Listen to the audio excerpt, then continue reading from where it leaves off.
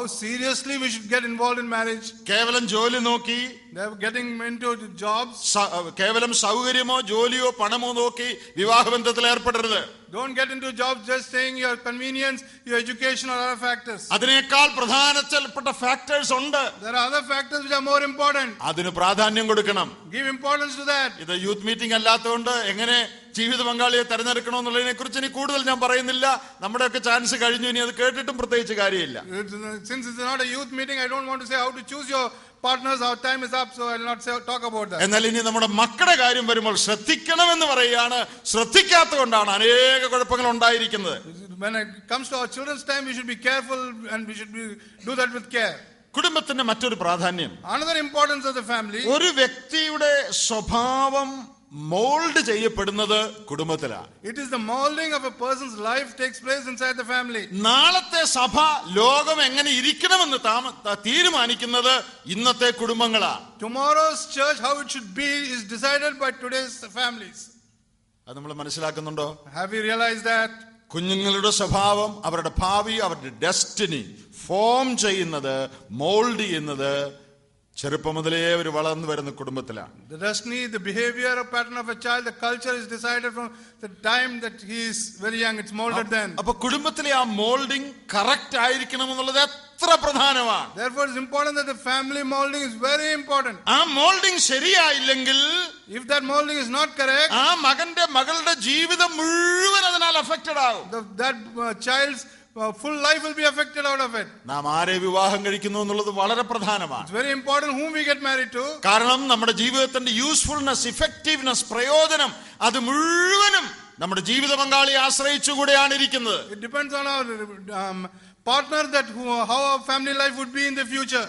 ഞങ്ങളൊക്കെ ഇങ്ങനെ ലോകം മുഴുവൻ നടന്ന് പ്രസംഗിക്കുകയും വിശ്വാസികളെ ഉദ്ബോധിപ്പിക്കുകയൊക്കെ ചെയ്യുമ്പോൾ ഞങ്ങളെ വളരെ പ്രശംസിച്ച ആളുകൾ പറയാറുണ്ട്. Brother Jose and me, we go around the world preaching. Many people congratulate and us on that. ദൈവം വളരെ ഉപയോഗിക്കുന്നു, വലിയ ബിസിയാണെന്നൊക്കെ ആളുകൾ എല്ലാവരും പറയും. People say, oh, the Lord's using them, they are very busy. എന്നാൽ ഞങ്ങൾ വഴി ദൈവം എന്തെങ്കിലും ചെയ്യുന്നുണ്ടെങ്കിൽ അതിന്റെ ഏറ്റവും വലിയൊരു പങ്ക് നിങ്ങൾ ആരും കാണാത്ത ഞങ്ങളുടെ ജീവിത പങ്കാളികളാണ്. If the God's using us in any way, it's by somebody whom you don't see. It's our partners. അത് ഞങ്ങളുടെ കാര്യം മാത്രമല്ല, it's not only with regard to us. ദൈവത്തിന് വേണ്ടി പ്രയോജനപ്പെടുന്ന ആളുകളെ സംബന്ധിച്ച് ഒരു കാര്യം ശ്രദ്ധിക്കുക, ജീവിത പങ്കാളികളുടെ പങ്ക് വളരെ പ്രധാനമാണ്. Those who are being used by God, if you notice, it's their partners who play important role. കുടുംബം പ്രധാനമാണ്. കാരണം നമ്മുടെ ജീവിതത്തിന്റെ ഉപയോഗത്വം, ഇഫക്റ്റീവ്നെസ് ഇരിക്കുന്നത് നമ്മുടെ ജീവിത പങ്കാളി ആരാണെന്നുള്ളതിനെ ആശ്രയിച്ചുകൂടെയാണ്. Our family is important because our ministry depends on who our partner is. കുടുംബ ജീവിതത്തിലെ നമ്മുടെ കടപ്പാടുകൾ വളരെ പ്രധാനമാണ്. Our responsibilities in our family life is very important. എന്തുകൊണ്ടാണെന്നറിയാമോ? You know why? ബാക്കി എല്ലാ മേഖലയിലും ഈ കടപ്പാടുകൾ വേറെ ഒരാൾക്ക് വേണമെങ്കിലും ചെയ്യാം. In any other type of relationship, this could be done. These responsibilities could be done by somebody else. ഈ കോൺഫറൻസ് ഞങ്ങളെ വിളിച്ചു, ഞങ്ങൾക്ക് സൗകര്യമില്ലായിരുന്നു, നിങ്ങൾ വേറെ ആളെ വിളിച്ചേനെ. If this conference you called us, if we were not available, you would have called somebody else. ഞങ്ങൾ തന്നെ വേണമെന്ന് നിർബന്ധമൊന്നുമില്ല. It's not necessary that it should have been both of us only. എന്നാൽ കുടുംബജീവിതത്തിലെ കടപ്പാടുകൾ വേറൊരാൾക്ക് നിർവഹിക്കാനൊക്കെ ഇല്ല. But the responsibilities of a family life, another person cannot do it. ഒരു മൂപ്പൻ സുഖമില്ലാതായാൽ, if one elder is not keeping well, മറ്റാളുകൾ ആ സ്ഥാനത്തേക്ക് വരും. other people will come into that position. നമ്മൾ ജോലി ചെയ്യുന്നിടത്ത് നമ്മൾ റിസൈൻ ചെയ്താൽ, if we resign from the places of work, വേറൊരാളെ അവർ അപ്പോയിന്റ് ചെയ്യും. they will appoint somebody else. വേറൊരാളായാലും മതി, somebody else may do. ജോലി ചെയ്യണമെന്നേ ഉള്ളൂ.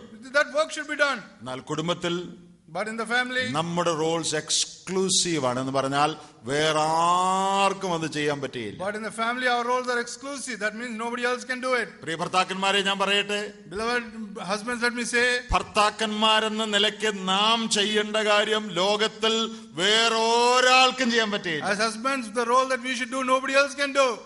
സഹോദരിമാരെ, sisters, ഭാര്യമാരെന്ന നിലയ്ക്ക് നിങ്ങൾ ചെയ്യേണ്ട ജോലി നിങ്ങൾക്ക് മാത്രമേ ചെയ്യാനൊക്കെ ഉള്ളൂ. ലോകത്തിൽ വേറെ ഒരു സ്ത്രീക്കും അതൊക്കെ ഇല്ല. as sisters, the role that you have to do, only you can do, nobody else can do it. അമ്മമാരെന്ന നിലയ്ക്ക് നിങ്ങൾ ചെയ്യേണ്ട ജോലി നിങ്ങൾക്ക് മാത്രമേ ചെയ്യാനൊക്കെ ഉള്ളൂ. as mothers, the role that you have to do, only you can play it. നിങ്ങളുടെ വല്യപ്പച്ചനും വല്യമ്മയ്ക്കും അത് ചെയ്യാൻ പറ്റില്ല. നിങ്ങൾ ചെയ്യേണ്ടത്. your grandparents can't do it. what you have to do? ആയിക്ക് ചെയ്യാൻ പറ്റില്ല. your servant cannot do. Sunday school ടീച്ചറിന് പറ്റുകയില്ല. your Sunday school teacher cannot do. Nursery ടീച്ചർക്ക് പറ്റുകയില്ല. your nursery teacher cannot do. അവർക്ക് വേറെ ചില കാര്യങ്ങളൊക്കെ ചെയ്യാം. they can do some other roles. പക്ഷെ അമ്മ എന്ന നിലയ്ക്ക് നിങ്ങൾ ചെയ്യേണ്ടത് ലോകത്തിൽ ചെയ്യാൻ ഒറ്റയാളേ ഉള്ളൂ, നിങ്ങളാ. the most important thing as a mother that you should do, only you can do. അതിൽ നിങ്ങൾ തോറ്റാൽ, if you get defeated there, ദൈവം മുൻപിൽ നിങ്ങൾ എന്തുത്തരം പറയും? what answer will you give in the presence of God? ദൈവം കുഞ്ഞിനെ തന്നത് വല്യപ്പനും വല്യമ്മയ്ക്കും അല്ല, നിങ്ങൾക്കാണ്. God did not give the child to be brought up by the grandparents. ദൈവം ഈ കുഞ്ഞിനെ തന്നത് ആയക്കല്ല, നഴ്സറി ടീച്ചർക്കല്ല, നിങ്ങൾക്കാണ്. God did not give this to the servant of the nursery teacher, but to you. അവർക്ക് വേണ്ടി നിങ്ങൾ ചെയ്യേണ്ടത് നിങ്ങൾ ചെയ്തില്ലെങ്കിൽ ലോകത്തിൽ വേറെ ഒരാളെയും ദൈവം അതിനു വേണ്ടി അപ്പോയിന്റ് ചെയ്തിട്ടില്ല. If you don't do what you are supposed to do for them, God has not appointed another person. അപ്പന്മാരെന്ന നിലയ്ക്ക് നാം ചെയ്യേണ്ട കാര്യം നാം ചെയ്തില്ലെങ്കിൽ, As fathers, what we have to do if we don't do, ലോകത്തിൽ വേറെ ഒരാൾക്കും അത് ചെയ്യാൻ ദൈവം അധികാരം കൊടുത്തിട്ടില്ല. God has not appointed another person to do that. Business വേറൊരാൾക്ക് ചെയ്യാം, Your business somebody else could സഭയിലെ conduct. മൂപ്പൻ ജോലി വേറൊരാൾക്ക് ചെയ്യാം, The eldership of the assembly somebody else could do. കൺവെൻഷന് പ്രസംഗത്തിന് ഞാനില്ല, വേറെ ആളുണ്ട്. If the convention speaker, I am not there, somebody else is there. എന്നാൽ കുടുംബത്തിലെ നമ്മുടെ റെസ്പോൺസിബിലിറ്റീസ് എക്സ്ചേഞ്ച് ചെയ്യാൻ പറ്റുന്നതല്ല, നമ്മൾ തന്നെ ചെയ്തേ പറ്റൂ. But our responsibilities in the family, we ourselves should do. No one else can do it. ഭർത്താവ് എന്ന നിലയ്ക്ക് ഞാൻ സ്വല്പം ഉഴപ്പിയാലും വേറെ ആളുണ്ട് ചെയ്യാനെന്ന് നമ്മൾ ആരും ചിന്തിക്കുന്നില്ലല്ലോ. We should not think that as a husband, if even I don't neglect my job, somebody else will do it. അപ്പൻ എന്ന നിലയ്ക്ക് ഞാൻ ശരിക്കും പിള്ളേരൊന്നും ശ്രദ്ധിക്കുന്നില്ലല്ലോ, വേറെ ആളുകൾ ശ്രദ്ധിച്ചോളും എന്ന് പറയാൻ സാധിക്കില്ല. We can't say that as a father, what are my responsibilities, somebody else may do it. പ്രിയപ്പെട്ടവരെ, കുടുംബത്തിലെ നമ്മുടെ ഉത്തരവാദിത്വം പോലെ ഇത്രയ്ക്ക് പ്രാധാന്യമേറിയ എക്സ്ക്ലൂസീവ് ആയിട്ടുള്ള വേറൊരു ഉത്തരവാദിത്വം മനുഷ്യ ജീവിതത്തിന്റെ ഒരു മേഖലയിലുമില്ല. Beloved, as families, as parents, our responsibilities are exclusive and responsible which no one else has. 1 തിമോഥെയോസ് 3-ാം അധ്യായത്തിന്റെ 4-5 വാക്യങ്ങളിൽ In 1 Timothy chapter 3 verse 4 and 5, സഭാ നേതൃത്വത്തിന്റെ യോഗ്യതകൾ പറയുന്ന കൂട്ടത്തിൽ, when talking about the eldership requirements of an elder, കുടുംബത്തെ ശരിയായി ഭരിക്കുന്നവരായിരിക്കണമെന്ന് ദൈവം പറഞ്ഞിരിക്കുന്നത് ചുമ്മാതെയല്ല. God has not just like that said that you should be one who's govern your family properly. അത് മൂപ്പന്മാരുടെ കാര്യത്തിൽ മാത്രമല്ല, ഡീക്കൻ ശുശ്രൂഷകന്മാരുടെ കാര്യത്തിലും അത് പറഞ്ഞിട്ടുണ്ടെന്നുള്ളത് നിങ്ങൾ ശ്രദ്ധിച്ചിട്ടുണ്ടോ? Have you realized that it's not only with regards to elders, it's with regards to deacons also? സാധാരണ നമ്മൾ പറയുന്ന മൂപ്പന്മാരുടെ കാര്യത്തിൽ അങ്ങനെ ഉണ്ടെന്നാണ്. We normally say it's with regard to elders. അയ്യോ, മൂപ്പന്റെ കാര്യത്തിൽ മാത്രമല്ല, സഭയെ കാശുണ്ടെന്നവനും കുടുംബം നന്നായി ഭരിക്കണമെന്ന് പുസ്തകത്തിലുണ്ട്. It is said that even if the church has got money, it should be done by the church should be run by the family. Hall തൂക്കുന്നവനും എഴുത്തെഴുതുന്നവനും ഡീക്കൻസിന്റെ ശുശ്രൂഷ ചെയ്യുന്നവരും കുടുംബത്തെ ശരിയായി ഭരിക്കുന്നവരായിരിക്കണം. The person who cleans the hall, the person who maintains the hall, the deacons, they should run the families. ഈ മൂപ്പന്മാരുടെ യോഗ്യത പറയുന്നിടത്ത്, where he talks about the qualities of the elders, സമയമില്ലാത്തതുകൊണ്ട് നിങ്ങൾക്കെല്ലാം ഇത് അറിയാവുന്നതുകൊണ്ട് ഞാൻ ഭാഗമെടുത്തിപ്പോ വായിക്കുന്നില്ല. because you know the portion, I'm not going into it. അവിടെ മറ്റു കാര്യങ്ങൾ പറയുന്നിടത്ത് കാര്യമായി വിശദീകരണമില്ല. In other portions, a lot of explanations are not given. ഇപ്പൊ അതിഥി സൽക്കാര പ്രിയനായിരിക്കണം, where hospitality is required, തല്ലുകാരനായിരിക്കരുത്, you should not be a bad person of bad temper. ഒറ്റ phrase പറഞ്ഞങ്ങ് വിടുക. You're just talking of one phrase. എന്നാൽ കുടുംബത്തിന്റെ കാര്യം പറഞ്ഞപ്പോ, but when he's talking about families, പരിശുദ്ധാത്മാവ് അവിടെ ഒരു നിർത്തി, the Holy Spirit stopped. എന്നിട്ട് ഒരു എക്സ്പ്ലനേഷനോട് പറഞ്ഞിട്ടുണ്ട്. There is given an explanation also. മറ്റു ക്വാളിഫിക്കേഷൻസിന് എക്സ്പ്ലനേഷൻസ് ഇല്ല. For the other qualifications, no explanations are given. എന്നാൽ കുടുംബത്തിന്റെ കാര്യം പറയുന്നിടത്ത് ഒരു വാചകം അഡീഷണൽ ആയിട്ട് ചേർത്തിരിക്കുക. But when it comes to families, one sentence is added additionally. സ്വന്തം കുടുംബത്തെ നന്നായി ഭരിക്കാൻ കഴിയാത്തവൻ ദൈവസഭയെ എങ്ങനെ ഭരിക്കും? He who cannot rule over his family properly, how will rule over the church of God? കുടുംബം പ്രധാനമാണോ? Is the family important? പൊത്തുവരുത്തത്തിന് എങ്ങനെയൊക്കെ ജീവിച്ചു പോയാൽ മതിയോ? Is it okay that we just adjust and go along? നാട്ടുകാർ അറിയാത്ത നിലയിലൊക്കെ തല്ലുമുഴക്കം ഉണ്ടായാലോ അതൊക്കെ മൂടി വെച്ച് അങ്ങ് പോയാൽ മതിയോ? Is it even if we should not let the local people know, we hide everything and leave? അങ്ങനെ പോയാൽ പോരാ. That won't do. വളരെ ഭയപ്പെടണം, വളരെ ശ്രദ്ധിക്കണം. We should be very much frightened and live carefully. അത് മാത്രമല്ല, not only that, എബ്രായ ലേഖനം 13-ാം അധ്യായത്തിന്റെ 4-ാം വാക്യം നമ്മൾ വായിക്കുമ്പോൾ, in Hebrews chapter 13 and verse 4 we read like this. കുടുംബത്തെ കുറിച്ച് വളരെ പ്രധാനപ്പെട്ട ചില കാര്യങ്ങൾ പറയുന്നുണ്ട്. There are various things with regard to the family that's being mentioned there. അപ്പോൾ ഒരു കാര്യം അവിടെ പറയുന്നു, വിവാഹം എല്ലാവർക്കും മാന്യവും കിടക്ക നിർമ്മലവുമായിരിക്കട്ടെ, എന്നാൽ ദുർനടപ്പുകാരെയും വ്യഭിചാരികളെയും ദൈവം വിധിക്കും. It says God will judge over adulterers. ഇവിടെ ദൈവം എല്ലാ പാപത്തെയും ശിക്ഷിക്കുമെന്ന് നമുക്ക് എല്ലാവർക്കും അറിയാം. We know that God will punish all sins. എന്നാൽ ദൈവം ശിക്ഷിക്കുമെന്ന് എടുത്തു പറഞ്ഞിരിക്കുന്നത് കുടുംബജീവിതത്തോടുള്ള ബന്ധത്തിലുള്ള പാപങ്ങളാണ്. But God will judge those sins that is mentioned with regard to the marriage. അപ്പോ അത് വളരെ ഗൗരവമായിട്ട് ദൈവം എടുക്കുന്നുണ്ടെന്നാണ് അതിന്റെ അർത്ഥം. That means that is taken care by God very carefully. ഏത് പാപവും ദൈവം ഗൗരവമായിട്ടാണ് കാണുന്നത്. All sins are taken seriously by God. എന്നാൽ ഞാൻ തീർച്ചയായിട്ടും ശിക്ഷിക്കുമെന്ന് ദൈവം എടുത്തു പറയത്തക്കവണ്ണമുള്ള പ്രാധാന്യം കുടുംബജീവിതത്തിലെ അവിശ്വസ്തതയ്ക്കുണ്ട്. But the injustice of the family, God says that He will treat that very badly. പ്രോവർബ്സിൽ സദൃശവാക്യത്തിൽ പറയുന്നുണ്ട്. In Proverbs He says like this.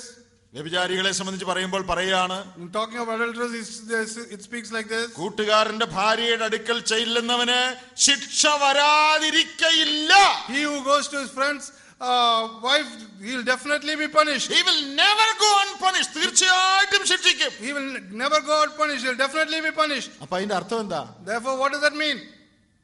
മറ്റു പാപങ്ങളെ പോലെ ഒരു പാപം എന്നുള്ളതല്ല. Not that it is like other sins.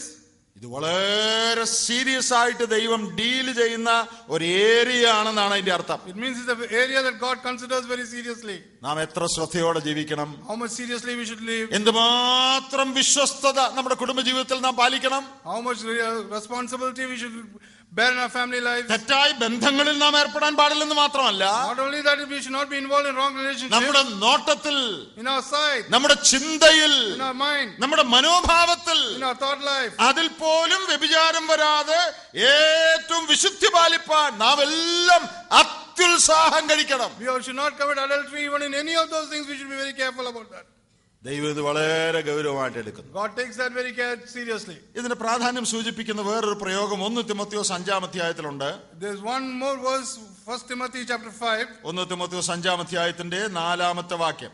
1 Timothy chapter 5 and verse 4. അവിടെ സഭയിലെ വിധവമാരെ കരുതുന്നതാണ് അവിടുത്തെ വിഷയം. The topic there is looking after the widows in the assembly. അത് പറഞ്ഞു വരുന്ന കൂട്ടത്തിൽ പൗലോസ് പറയുകയാണ്, Talking about that, he says like this.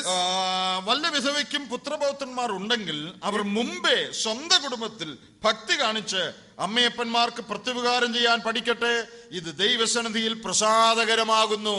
If any widow has children or grandchildren, let them first learn to show piety at home and repay their parents for this good and acceptable before God. മാതാപിതാക്കളെ കരുതുന്ന കാര്യമാണ് അവിടുത്തെ വിഷയം. The topic there is looking after your parents. എന്നാൽ മാതാപിതാക്കളെ കരുതുന്നത് നല്ല കാര്യമാണെന്ന് മാത്രമല്ല അവിടെ പറയുന്നത്. Not only that you should look after your parents. അങ്ങനെ ചെയ്ത് മുമ്പേ ഫസ്റ്റ് സ്വന്തം കുടുംബത്തിൽ ഭക്തി കാണിക്കട്ടെ. First let him show piety at home. That's the most important thing. അപ്പൊ നമ്മുടെ ഭക്തി ആദ്യം കാണിക്കേണ്ട മേഖല പുൽപിറ്റ് അല്ല, യൂത്ത് ക്യാമ്പ് അല്ല, YMEF അല്ല, കൺവെൻഷൻ അല്ല. നമ്മുടെ ഭക്തി ആദ്യം വെളിപ്പെടേണ്ടത് സ്വന്തം കുടുംബത്തിലാണ്. Our faith should not first be revealed not in the youth camp and the pulpit, but in the family of God. സ്വന്തം കുടുംബത്തിൽ ഭക്തി വെളിപ്പെടുത്താൻ കഴിയാത്ത ഒരാൾ വേറെ യാതൊരു മേഖലയിലും ആളാകാൻ ശ്രമിക്കാൻ പാടില്ല. A person who cannot show faith in his own family should not try to show it out anywhere else. അവിടുത്തെ പ്രയോഗം ശ്രദ്ധിക്കുക. മുമ്പേ സ്വന്തം കുടുംബത്തിൽ ഭക്തി കാണിക്കണം. First you should show it at home. നമ്മുടെ ഭക്തിയെക്കുറിച്ച് ഏറ്റവും ശരിയായ സാക്ഷ്യം, റിലയബിൾ ടെസ്റ്റിമണി പറയാൻ കഴിയുന്നത് നമ്മുടെ ഭാര്യയ്ക്കും നമ്മുടെ മക്കൾക്കുമാണ്. The first person who is able to give a good testimony about our faith life is our wife and our children.